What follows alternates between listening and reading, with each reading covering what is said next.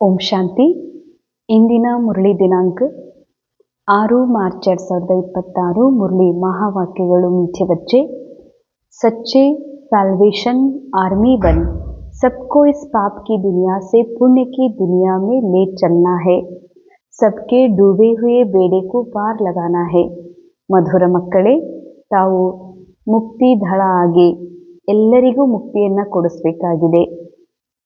ಈ ಪಾಪದ ಜಗತ್ತಿನಿಂದ ಪುಣ್ಯದ ಜಗತ್ತಿಗೆ ಕರೆದುಕೊಂಡು ಹೋಗುವಂತಹ ಕಾರ್ಯನೂ ಮಾಡಬೇಕಾಗಿದೆ. ಹಾಗೂ ಮುಳುಗಿರುವಂತಹ ಜೀವನ ನೌಕೆಯನ್ನು ತೇಲಿಸಬೇಕು, ಪಾರ್ ಮಾಡಬೇಕಾಗಿದೆ. ಮಹಾವಾಕ್ಯ ಬಹಳ ಗುಹ್ಯವಾಗಿರುವಂಥದ್ದಾಗಿದೆ. ಬಾಬಾ ಹೇಳ್ತಾರೆ, ಸ್ಯಾಲ್ವೇಷನ್ ಆರ್ಮಿ, ಮುಕ್ತಿ ದಳ. ಯಾಕಂದರೆ ಆತ್ಮ ಇರುವುದೇ ಮುಕ್ತ ಮತ್ತು ಸರ್ವ ಆತ್ಮರು ಕೂಡ ಮುಕ್ತಿದ್ದಾರೆ. ಆದರೆ ಮುಕ್ತಿಯ ಮಾರ್ಗ ನನಗೆ ಗೊತ್ತಾಗಿದೆ. ವಿಶ್ವ ನಾಟಕದಲ್ಲಿ ಎಲ್ಲರೂ ಬಂಧಿತಾಗುವುದು ಕೂಡ ಒಂದು ನಾಟಕದ ಸ್ಕ್ರಿಪ್ಟ್ನಲ್ಲಿ ನೂಂದಿದೆ. ಈ ನಾಟಕದಿಂದ, ಆ ಬಂಧನದಿಂದ ಮುಕ್ತ ಆಗುವುದು ಕೂಡ ಈ ನಾಟಕದಲ್ಲಿದೆ. ಆದರೆ ಮುಕ್ತಿಯ ಮಾರ್ಗ ತಾವು ಮಕ್ಕಳಿಗೆ ಗೊತ್ತಾಗಿದೆ ಅಂತಂದಮೇಲೆ ಎಲ್ಲರನ್ನ ಮುಕ್ತಗೊಳಿಸುವಂತಹ ಸೇವೆಯನ್ನು ಮಾಡ್ರಿ ಅಂತಾರೆ ಬಾಬಾ. ಅಂದರೆ ಎಲ್ಲರನ್ನ ಈ ಪಾಪದ ಜಗತ್ತಿನಿಂದ ಪುಣ್ಯದ ಜಗತ್ತಿಗೆ ಕರ್ಕೊಂಡು ಹೋಗ್ರಿ. ಒಂದಿದೆ, ಈ ಕಲಿಯುಗದಿಂದ ಸತ್ಯುಗಕ್ಕೆ ಕರ್ಕೊಂಡು ಹೋಗುವಂತಹ ಕಾರ್ಯವನ್ನು ಮಾಡ್ರಿ ಅಂತ ಸ್ಥೂಲ ರೂಪದಲ್ಲಿ.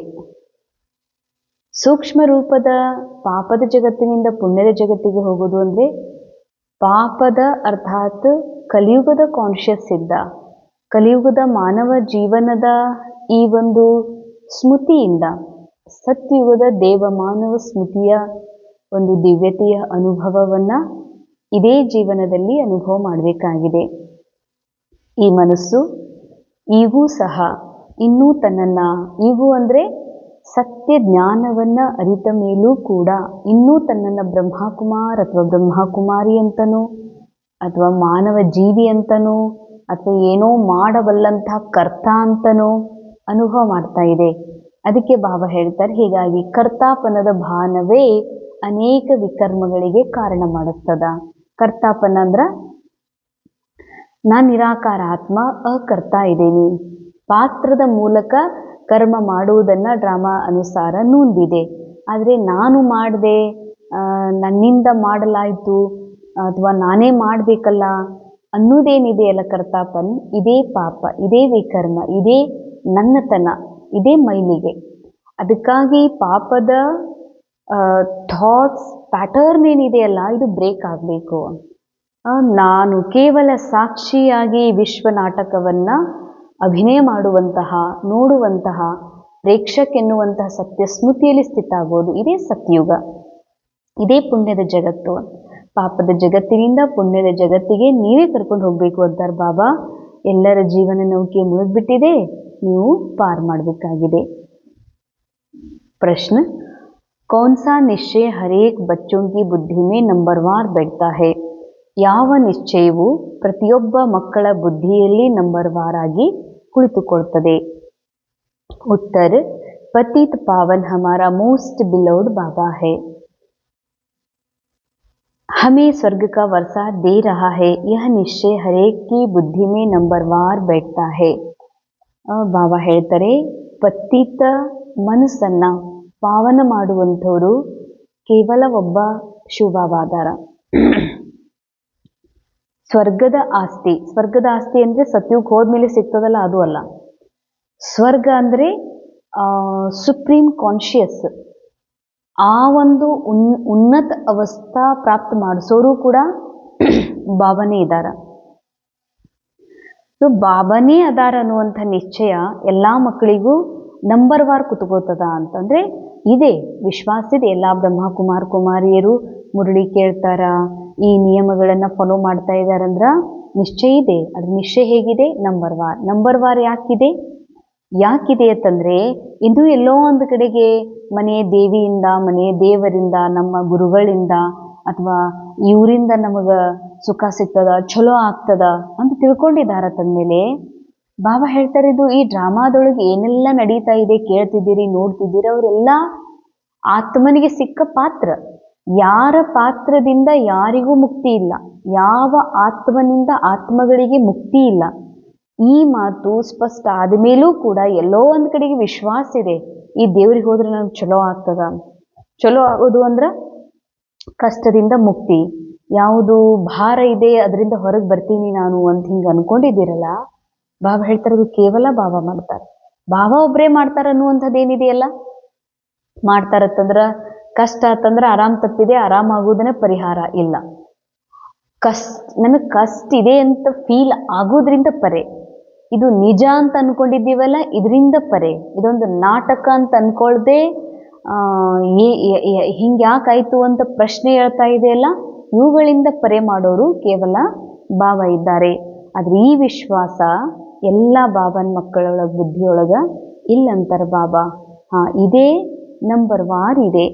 ಅಗರ್ ಪೂರಾ ನಿಶ್ಚಯ ಕಿಸಿಕೋ ಹೋಗಿ ಜಾಯೆ, ಬಾಬಾ ಹೇಳ್ತಾರೆ ಇದನ್ನು ಕೂಡ. ಒಂದು ವೇಳೆ ಎಲ್ಲವೂ ಮಾಡುವಂಥವ್ರು, ನನ್ನನ್ನು ಬೆಳಗಿಸುವಂಥವ್ರು ಎಲ್ಲ ಕೇವಲ ಬಾಬಾ ಒಬ್ಬರೇ ಅದಾರ ಅಂತ ನಿಶ್ಚಯ ಆಯ್ತಂತ ತಿಳ್ಕೊಡ್ರಿ, ಮುಂದೇನಾಗ್ತದ? ತೋ ಮಾಯಾ ಸಾಮ್ನೆ ಖಡಿ ಹೇ, ಅರೆ ಮಾಯಾ ಬಿಡೋದಿಲ್ಲ. ಹೌದಪ್ಪ, ಬಾಬಾ ಬಿಟ್ಟರೆ ಯಾರೂ ಇಲ್ಲ, ಸಚ್ಮುಚ್ ಬಾಬಾ ಒಬ್ಬರೇ ಅಂದಮೇಲೆ ಬಾಬಾ ಒಬ್ಬರನ್ನೇ ನೆನಪು ಮಾಡಬೇಕು, ಬಾಬಾ ಒಬ್ಬರೇ ವಿಶ್ವಾಸ, ಬಾಬಾ ಒಬ್ಬರೇ ಬಲ ಅಂತ ಹಿಂಗೆ ಅನ್ಕೊಳ್ಳೋದ್ರೊಳಗೆ ಮಾಯಾ ರೆಡಿನೇ ಇರ್ತದ.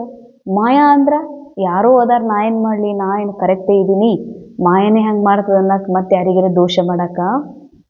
ಈ ಹಳೆಯ ನೆನಪುಗಳಿವೆಯಲ್ಲ, ನಾನು ಹೀಗೆ ಮಾಡಿದೆ, ಇಷ್ಟು ಕಟ್ಟಡ ಮಾಡೀನಿ, ನಾನು ಇಷ್ಟು ಜನರಿಗೆ ಕೋರ್ಸ್ ಕೊಟ್ಟೀನಿ, ಮತ್ತು ನಾ ಇಷ್ಟೆಲ್ಲ ಕಷ್ಟಪಟ್ಟೀನಿ, ದುಡ್ದೀನಿ ಅನ್ನುವಂಥ ಹಳೆಯ ನೆನಪುಗಳು, ಹಳೆಯ ಸಂಸ್ಕಾರಗಳು, ಹಳೆಯ ಅನುಭವಗಳದಾವಲ್ಲ, ಮಾಯಾ ಏನು ಮಾಡಿಸ್ಬಿಡ್ತದ, ನಿಶ್ಚಯವನ್ನು ದೂರ ಮಾಡಿಸ್ಬಿಡ್ತದ. ಬಾಬಾಕ್ಕೂ ಭೂಲ್ ಜಾತಿ, ಅವಾಗ ನಾ ಮಾಡ್ತೀನಿ ಅನ್ನೋ ಕರ್ತಾಪನ ಬಂತು ಅಂತಂದ್ರೆ, ಮಾಯಾ ಪ್ರವೇಶ ಆಯಿತು ಅಂತಂದ್ರೆ ಬಾಬನ್ ಏನು ಮಾಡಿಬಿಡ್ತೀರಿ, ಮರೆತು ಬಿಡ್ತೀರಿ. ಫೇಲು ಹೋ ಪಡ್ತೆ ಹೇ ಈ ವಿಷಯದಲ್ಲಿ. ನಿರಾಕಾರ ಬಾಬಾನೇ ಪತಿತ್ ಪಾವನ, ನಿರಾಕಾರ ಶಿವ ಬಾಬಾನೇ ಸುಖಕರ್ತ ದುಃಖಹರ್ತ ಅನ್ನುವ ವಿಷಯದೊಳಗೆ, ಈ ವಿಶ್ವಾಸದಲ್ಲಿ, ಈ ಸತ್ಯದ ಅನುಭವದೊಳಗೆ ಫೇಲ್ ಆಗಿಬಿಡ್ತೀರಿ. जिन्हें निश्चय बैठ जाता वह पावन बनने के पुरुषार्थ में लग जाते. ಯಾರಿಗೆ ಈ ನಿಶ್ಚಯ ಕುತ್ಕೊಂಡು ಬಿಡ್ತದ ಅವರು ಪಾವನರಾಗುವ ಪುರುಷಾರ್ಥದಲ್ಲಿ ತೊಡಗ್ತಾರೆ. ಬುದ್ಧಿ ಮೇರೇತಾ ಅಬ್ ತೋ ಘರ್ ಜಾನಾ ಹೇ, ಅವ್ರ ಬುದ್ಧಿಯಲ್ಲಿ ಕೇವಲ ಇಷ್ಟೇ ಇರ್ತದ, ಈಗ ವಾಪಸ್ ಮನೆಗೆ ಹೋಗಬೇಕು ಅಂತ. ಯಾಕೆ ಅಂದರೆ ವಾಪಸ್ ಮನೆಗೆ ಹೋಗ್ಬೇಕನ್ನುವಂತಹ ಲಕ್ಷ್ಯ ಯಾರಿಗಿಲ್ಲ. ರೋಲ್ ಬೇರೆ, ಮನಸ್ಸಿನ ಸ್ಥಿತಿ ಬೇರೆ. ಭಲೆ ರೋಲ್ನಲ್ಲಿ ಅನೇಕ ಕಟ್ಟಡನೇ ಮಾಡ್ತಿರ್ಬೋದು, ಅನೇಕ ದೊಡ್ಡ ದೊಡ್ಡ ಸೇವೆಗಳನ್ನೇ ಮಾಡ್ತಾ ಇರ್ಬೋದು, ಆದರೆ ಸ್ಥಿತಿಯೊಳಗೆ ಇದು ಒಂದು ನಾಟಕ ಮಾತ್ರ ಅಂದ್ಕೊಂಡು ಪ್ರತಿಯೊಂದನ್ನು ನಾಟಕದ ರೂಪದಲ್ಲಿ ಸಾಕ್ಷಿ ಭಾವದಲ್ಲಿ ನೋಡುವಂಥದ್ದೇನಿದೆಯಲ್ಲ, ಈ ಉಪರಾಮ ಸ್ಥಿತಿ, ಈ ಸ್ಥಿತಿ ಮಾಡ್ಕೊಳ್ಳೋಕೆ ಯಾರು ರೆಡಿ ಆಗ್ತಾರ? ಬಾಕಿ ಎಲ್ಲರೂ ತಾವೇನು ಅನ್ಕೊಂಡಿದಾರ ಅದಕ್ಕೆ ಪುರುಷಾರ್ಥ ಅಂತನೂ ಅನ್ಕೋತಾರ, ಸೇವೆಗೇನೆ ಪುರುಷಾರ್ಥ ಅನ್ಕೋತಾರ, ಮುರಳಿ ಹೇಳೋದಕ್ಕೇ ಇದು ದೊಡ್ಡ ಪುರುಷಾರ್ಥ ಅಂತ ಹೇಳ್ಕೋತಾರ. ಇದು ಆ್ಯಕ್ಟಿಂಗ್ ಮಾತ್ರ. ಬಾಕಿ ನಿಜವಾದ ಪುರುಷಾರ್ಥದಲ್ಲಿ ಯಾರು ತೊಡಗ್ತಾರಂದ್ರೆ ಯಾರಿಗೆ ನಿಶ್ಚಯ ಇದೆ. ನಿಜವಾದ ಪುರುಷಾರ್ಥ ಏನು? ಪೂರಾ ಈ ವಿಶ್ವಚಕ್ರದ ನಾಟಕದ ಸ್ಮೃತಿಗಳಿಂದ ಪರೆಯಾದಂತಹ ಮೂಲ ನಿರಾಕಾರಿ ಸ್ಥಿತಿಯಲ್ಲಿ ಸ್ಥಿತಾಗೋದಿದೆಯಲ್ಲ, ಈ ವಿಷಯ. ಇದರಲ್ಲಿ ಎಲ್ಲರೂ ತೊಡಗುದಿಲ್ಲ ಅಂತಾರೆ ಬಾಬಾ. ಯಾಕಂದ್ರೆ ಎಷ್ಟು ನಿಶ್ಚಯ ಇದೆ ಅಷ್ಟೇ ಪುರುಷಾರ್ಥ ಮಾಡ್ತಾರ. ನಿಶ್ಚಯ ನಂಬರ್ ವಾರ್ ಇದೆ, ಪುರುಷಾರ್ಥನೂ ನಂಬರ್ ವಾರ್ ಇದೆ. ಪುರುಷಾರ್ಥ ನಂಬರ್ ವಾರ್ ಇದೆ, ಅದಕ್ಕೆ ಪದವಿಯೂ ಕೂಡ ನಂಬರ್ ವಾರ್ ಇವೆ. मुरली मुख्य सार विथ रिस्पेक्ट पास होने के लिए सजाओं से छूटने का पुरुषार्थ करना है. ಅಂಡರ್ಲೈನ್. ಯಾವುದೇ ಒಂದು ಸ್ಕೂಲೊಳಗೂ ಕೂಡ ಭಾಳ ಗೌರವಾನ್ವಿತವಾಗಿ ತೆರಗಡೆ ಆಗಬೇಕು ಅಂತಂದರೆ ಅಲ್ಲಿ ಸಮಯ, ಅಳುವುದು, ಜೀವನದಲ್ಲಿ ಬರುವ ಕಷ್ಟಗಳನ್ನು ಅದನ್ನೇ ಗೋಳಾಡ್ಕೊಳ್ಳೋದು ಬದಲಾಗಿ ಪದೇ ಪದೇ ಫೇಲ್ ಆಗಿದ್ದು ಅಥವಾ ಮಾರ್ಕ್ಸ್ ಕಮ್ಮಿ ಬಿದ್ದಿದ್ದನ್ನು ನೆನಪು ಮಾಡಿಕೊಂಡು ತ್ರಾಸ ಮಾಡ್ಕೊಳ್ಳೋ ಬದಲಾಗಿ ನನಗೀಗ ಟೈಮ್ ಸಿಕ್ಕಿದೆ, ನಾ ಇನ್ನೂ ಬೇಕಾದ ಅಚೀವ್ಮೆಂಟ್ ಮಾಡ್ಬೋದು ಅಂದ್ಕೊಂಡು ಯಾರು ಸಮಯ ಸಫಲ ಮಾಡ್ಕೋತಾರ ಅವರು ಒಳ್ಳೆಯ ಒಂದು ಫಲಿತಾಂಶವನ್ನು ಮತ್ತೆ ಪ್ರಾಪ್ತ ಮಾಡ್ಕೋತಾರೆ. ಹಾಗೇನೆ ಬಾಬಾ ಹೇಳ್ತಾರೆ, ವಿತ್ ರೆಸ್ಪೆಕ್ಟ್ ಪಾಸ್ ಆಗ್ಬೇಕಂದ್ರೆ ಏನೂ ಮಾಯೆಗೆ ವಶೀಭೂತ ಆಗೋದು, ಫೇಲ್ ಆಗೋದು, ಅಳುವುದು, ಮನಸ್ಸು ತಿನ್ನೋದು, ಹಿಂಗೆ ಮಾಡಬಾರ್ದಾಗಿತ್ತು ಅನ್ನೋದು ಇವೆಲ್ಲದರಿಂದ ಮುಕ್ತಾಗಿ ಸದಾ ಪಾಸ್ ಆಗಬೇಕು ಅಂತಂದರೆ ದಂಡದಿಂದ ಮುಕ್ತ ಆಗಬೇಕು ಅಂತ. ದಂಡ ಏನು? ದಂಡ ಏನು ಅಂದ್ರೆ ಬಾಬಾ ನೆನಪು ಆಗದೇ ಇರುವುದೇ ದಂಡ, ಖುಷಿ ಗುಮ್ಮಾಗಿ ಹೋಗೋದೇ ದಂಡ ಅಂತ, ಮುರಳಿ ಮೇಲಿನ ಇಂಟ್ರೆಸ್ಟ್ ಕಮ್ಮಿ ಆಗೋದೇ ದಂಡ. ಅದಕ್ಕೆ ಬಾಬಾ ಹೇಳ್ತಾರ, ಈ ದಂಡದಿಂದ ಮುಕ್ತ ಆಗುವಂಥ ಪುರುಷಾರ್ಥ ಮಾಡ್ರಿ. ಯಾದ್ ಮೇ रहने से ही ಸ್ಕಾಲರ್ಶಿಪ್ लेने के अधिकारी बन सकेंगे. ನೆನಪಿನಲ್ಲಿ ಇರೋದ್ರಿಂದ ಮಾತ್ರ ನೀವು ಸ್ಕಾಲರ್ಶಿಪ್ ತೆಗೆದುಕೊಳ್ಳೋದಕ್ಕೆ ಏನಾಗ್ತೀರಿ? ಅಧಿಕಾರಿ ಆಗ್ತೀರಿ. ಸೆಕೆಂಡ್ ಪಾಯಿಂಟ್, ಸಚ್ಚಾ ಸಚ್ಚಾ ಪಾಂಡವ್ ಬನ್ ಸಬ್ಕೋ ರೂಹಾನಿ ಯಾತ್ರಾ ಕರಾನಿ ಹೇ. ಸತ್ಯ ಸತ್ಯ ಪಾಂಡವರಾಗಿ ಎಲ್ಲರಿಗೂ ಆತ್ಮೀಯ ಯಾತ್ರೆಯನ್ನ ಮಾಡಿಸಬೇಕಾಗಿದೆ. ಕಿಸಿ ಭಿ ಪ್ರಕಾರ ಕಿ ಹಿಂಸಾ ನಹಿ ಕರ್ನಿ ಹೇ. ಸತ್ಯ ಸತ್ಯ ಪಂಡ ಆಗಿ ಯಾತ್ರಾ ಮಾಡಿಸ್ರಿ. ಅರ್ಥಾತ್ ಒಂದು ಯಾತ್ರಾ ಆಗಿದೆ, ಅನೇಕರನ್ನ ಪರಮಾತ್ಮನ ಆ ಸತ್ಯದ ಮಾರ್ಗದ ಕಡೆಗೆ ಜೋಡಿಸ್ಕೊಂತ ಹೋಗೋದು ಸ್ಥೂಲ ರೂಪದ ಪುರುಷಾರ್ಥ. ಇನ್ನು ಸೂಕ್ಷ್ಮ ರೂಪದ ಪುರುಷಾರ್ಥ ಅಂದರೆ ಎಲ್ಲರೂ ಅಂದರೆ ಯಾರು?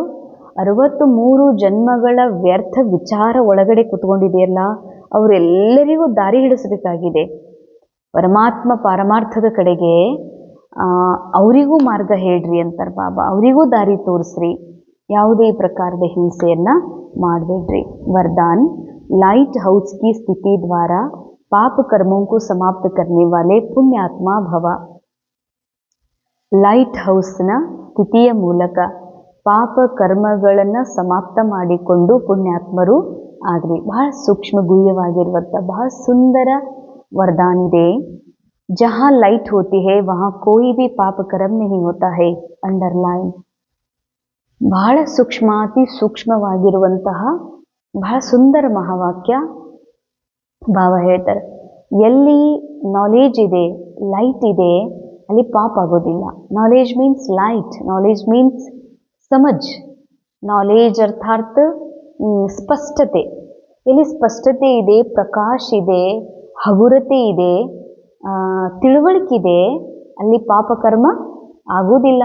ಮೇರೆ ತೇರೆ ಭಾನದಲ್ಲಿ ಸಿಕ್ಕಾಕೊಳ್ಳುವ ಮಾತು ಬರೋದಿಲ್ಲ. तो सदा लाइट हाउस स्थिति में रहने से माया कोई पाप कर्म नहीं करा सकती. ನೀ ಲೈಟ್ ಹೌಸ್ ಸ್ಥಿತಿಯಲ್ಲಿ ಇದ್ದೀ ಅಂದರೆ, ಲೈಟ್ ಹೌಸ್ ಸ್ಥಿತಿ ಅಂದರೆ ಲೈಟ್ ಹೌಸ್ ಸ್ಥೂಲ ರೂಪದ ಲೈಟ್ ಹೌಸ್ ಅಂದರೆ ಯಾವುದು? ಸಮುದ್ರ ತೀರದಲ್ಲಿ ಬೆಟ್ಟದ ಮೇಲೆ ಒಂದು ಎತ್ತರದ ಕಂಬಕ್ಕೆ ಲೈಟ್ ಹಾಕಿರ್ತಾರೆ, ಅದಕ್ಕೆ ಲೈಟ್ ಹೌಸ್ ಅಂದರೆ. ಸಮುದ್ರ ಯಾನ ಮಾಡುವಂಥವ್ರಿಗೆ ಅವ್ರಿಗೆ ಗೊತ್ತಾಗೋದಿಲ್ಲ ಯಾಕಡೆ ನಮ್ಮ ಬೋಟ್ ತಿರುಗಿಸ್ಬೇಕು ಅಂತ, ಯಾಕೆ ರೋಡ್ ಇರೋದಿಲ್ಲ ನೀರೊಳಗೆ. ಅದಕ್ಕೆ ಆ ಲೈಟ್ ನೋಡಿ ಆ ಕಡೆಗೆ ಅವರು ನಾವಿಕರು ಬರ್ತಾ ಇರ್ತಾರೆ. ಲೈಟ್ ಹೌಸ್ ಅಂದರೆ ದಿಕ್ಕು ತೋರಿಸುವಂಥದ್ದು. ಹಾಗೇನೆ ಬಾಬಾ ಹೇಳ್ತಾರ, ಇಲ್ಲಿ ನೀವು ಲೈಟ್ ಹೌಸ್ ಆಗ್ರಿ ಅಂತಂದರೆ ಲೈಟ್ ಹಾಕೋದು ಅಂತಲ್ಲ, ಸಮಜ್ದಾರ್, ನಾಲೆಜ್ ಫುಲ್ ಅಂತಾರೆ ಬಾಬಾ. ಲೈಟ್ ಹೌಸ್ ಆಗ್ರಿ ಅರ್ಥಾತ್ ಆತ್ಮಸ್ಮೃತಿ, ಆತ್ಮಿಕ ಸ್ಥಿತಿ ಇಲ್ಲಿ ಸ್ಥಿತ ಆಗೋದೇ ಲೈಟ್ ಹೌಸ್. ಯಾವಾಗ ನೀವು ಲೈಟ್ ಹೌಸ್ ಆಗ್ತೀರಿ, ನಿಮ್ಮಿಂದ ಯಾವ ಪಾಪಕರ್ಮಗಳು ಆಗೋದಿಲ್ಲ, ಸದಾ ಪುಣ್ಯಕರ್ಮಗಳೇ ಆಗ್ತಾವಂತಾರೆ ಬಾಬಾ. ಪುಣ್ಯಾತ್ಮ ಸಂಕಲ್ಪದಲ್ಲಿಯೂ ಕೂಡ ಪಾಪಕರ್ಮವನ್ನು ಮಾಡಲಿಕ್ಕೆ ಸಾಧ್ಯವಿಲ್ಲ. ಎಲ್ಲಿ ಪಾಪ ಆಗ್ತದ ಅಲ್ಲಿ ಬಾಬಾ ನೆನಪಿಲ್ಲ. ಅಂಡರ್ಲೈನ್. ಬಹಳ ಬಹಳ ಗುಹ್ಯ ಮಹಾವಾಕ್ಯ. ಎಲ್ಲಿ ಪಾಪ ಆಗ್ತಾ ಇರ್ತದೋ ಅಲ್ಲಿ ಬಾಬಾ ನೆನಪಿರಕ ಸಾಧ್ಯ ಇಲ್ಲ. ಮತ್ತು ಎಲ್ಲಿ ಬಾಬಾ ನೆನಪಿದೆ ಅಲ್ಲಿ ಪಾಪಕರ್ಮಗಳು ಆಗೋದಿಲ್ಲ. ದೃಢ ಸಂಕಲ್ಪ ಕರೋ ಕಿ ಮೇ ಪುಣ್ಯಾತ್ಮ ಹೂँ. ಅದಕ್ಕೆ ದೃಢ ಸಂಕಲ್ಪ ಮಾಡ್ರಿ, ನಾನೇನಿದ್ದೀನಿ ಪುಣ್ಯಾತ್ಮ ಇದ್ದೀನಿ.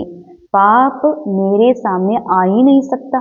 ಯಾಕಂದರೆ ನಾ ಇರೋದು ರೋಲ್ ಅಲ್ಲ, ನಾ ಇರೋದು ಆತ್ಮ ಇದ್ದೀನಿ ಅಂದಮೇಲೆ ನನಗೆ ಪಾಪ ನನ್ನ ಸಮೀಪ ಎದುರುಗಡೆ ಬರೋಕ್ಕೆ ಸಾಧ್ಯನೇ ಇಲ್ಲ. ಸ್ವಪ್ನ ವ ಸಂಕಲ್ಪ ಮೇ ಬಿ ಪಾಪ ಹೋ ಆನೆ ನ ದೇ. ಸ್ವಪ್ನದಲ್ಲೂ ಸಂಕಲ್ಪದಲ್ಲೂ ಪಾಪ ನಿಮ್ಮ ಸಮೀಪದಲ್ಲಿ ಬರಬಾರ್ದಂತಾರೆ ಬಾಬಾ. ಸ್ಲೋಗನ್, जो हर दृश्य को साक्षी होकर देखते हैं वही सदा हर्षित रहते हैं. ಸುಂದರ ಮಹಾವಾಕ್ಯ. ಯಾರು ಪ್ರತಿ ದೃಶ್ಯ ಸುಂದರ, ಯಾರು ಈ ಪ್ರತಿಯೊಂದು ದೃಶ್ಯ ಅಂದರೆ ಈ ಊಟ ಮಾಡೋದಿದೆ, ಅದಕ್ಕಿಂತ ಮೊದಲು ಅಡುಗೆ ಮಾಡೋದಿತ್ತು, ಆ ದೃಶ್ಯಗಳು, ಊಟ ಮಾಡಿದ ಅದೊಂದು ದೃಶ್ಯ, ಊಟ ಆದ ಮೇಲಿನ ದೃಶ್ಯಗಳು, ಮುರಳಿ ಕ್ಲಾಸ, ಮಾತು, ಪರಿಸ್ಥಿತಿ, ಇವೆಲ್ಲ ದೃಶ್ಯಗಳು, ಒಂದೊಂದು ಸೆಕೆಂಡಿನ ದೃಶ್ಯಗಳು. ಅದಕ್ಕೆ ಏಕ್ ಸೆಕೆಂಡ್ ನ ಮಿಲೆ ದೂಸರೆ ಸೆಕೆಂಡ್ ಸೆ. ಈ ವಿಡಿಯೋ ಅಲ್ಲ, ಇದು ಇಮೇಜಸ್. ಪ್ರತಿ ದೃಶ್ಯ, ಪ್ರತಿಯೊಂದು ಘಟನಾ ಒಂದೊಂದು ಇಮೇಜ್, ಒಂದು ಚಿತ್ರ ಇದು.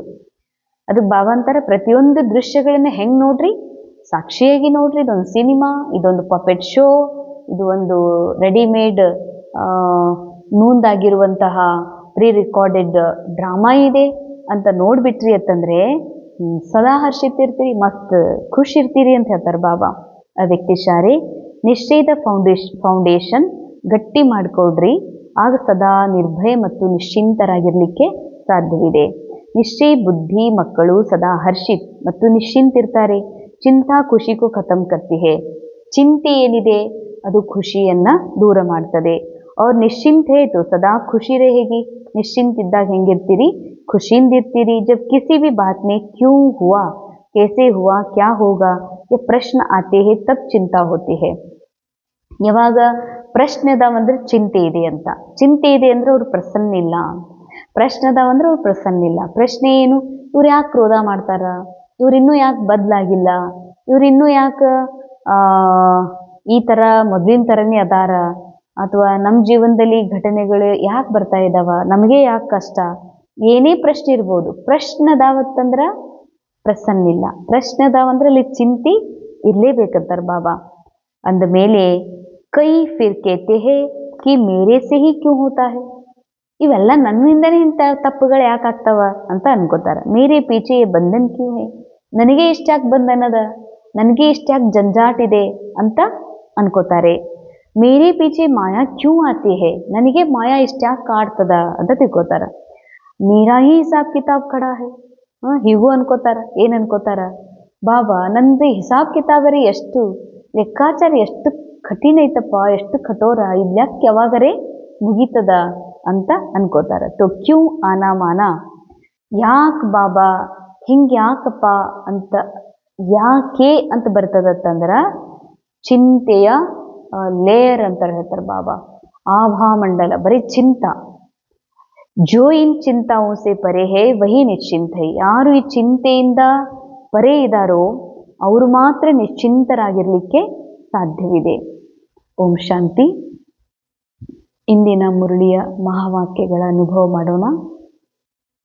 ನಾನು ನಿರಾಕಾರ ಆತ್ಮ, ನನ್ನ ನಿರಾಕಾರಿ ಪರಮ ಸತ್ಯದ ಸ್ಥಿತಿಯಲ್ಲಿ ನಾನು ಸ್ಥಿತವಾಗಿದ್ದೇನೆ.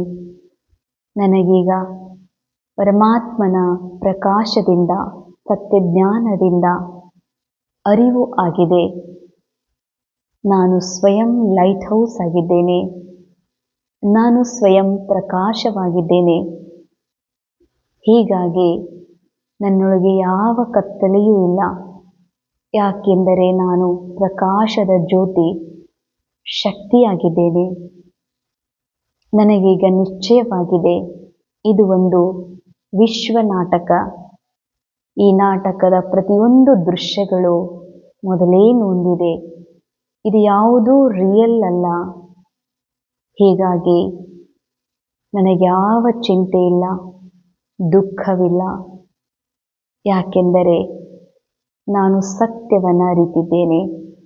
ಭಲೆ ಪಾತ್ರಕ್ಕೆ ದುಃಖವಿರಬಹುದು, ಚಿಂತೆ ಇರಬಹುದು, ಆದರೆ ನಾನು ಆತ್ಮ ಸದಾ ನಿಶ್ಚಿಂತ, ನಿರ್ಭಯ ಹಾಗೂ ಶಕ್ತಿಶಾಲಿಯಾಗಿದ್ದೇನೆ. ಓಂ ಶಾಂತಿ.